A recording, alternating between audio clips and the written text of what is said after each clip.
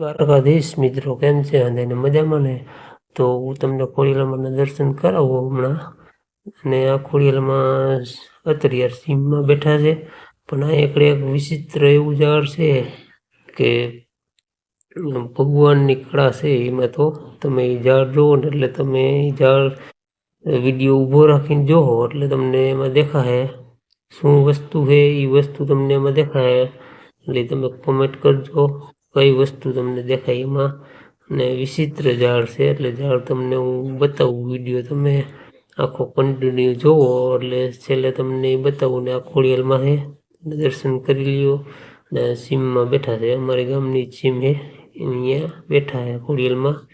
એટલે એ ઝાડ હમણાં તમને હું બતાવું કે તમે જુઓ કેવું ઝાડ છે. અને વિડીયોને શેર કરો, કોમેન્ટ કરો અને સબસ્ક્રાઈબ કરવાનું ભૂલતા નહીં. જો આગળ મોયડી છે, અહીંયા એક મહાત્મા હતા, એ તો અટાણે તો વહી ગયા છે. પેલા અહીંયા એ રહેતા એ ઓયડીમાં, અહીંયા રાંધતા ને ખાતા પીતા. અત્યારે તો નથી, પણ હવે હું તમને ઝાડમાં બતાવું. તો આ જોઈ લ્યો, ધારુમાં છે, જબરધાર છે, બેઠા છે ખોડિયાલમાં. અને આ એ ઓયડી છે, આ ઓયડીમાં એ મહાત્મા રહેતા. તો જોઈ લ્યો ઓયડી, એમાં એને થાર્યું ને એવું તો પડ્યું છે. ના ઓયડી જોઈ લ્યો, થારી પડ્યું હોય મહાત્માની. અને હવે તમને ઝાડું બતાવું હમણાં.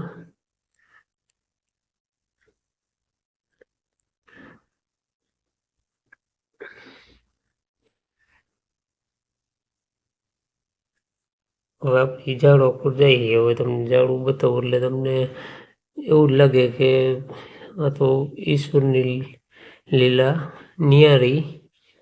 એટલે હમણાં તમને બતાવું જો કે આ તો એની ઘડતર છે. હવે એને તો આપણે પોગી નહીં. તો જો હમણાં તમને ઝાડ બતાવું, નીરખીને તમે જોજો, વિડીયો ઊભો રાખીને જોજો, તમને એમાં શું દેખાય છે. હવે ઝાડ તમને હમણાં બતાવું.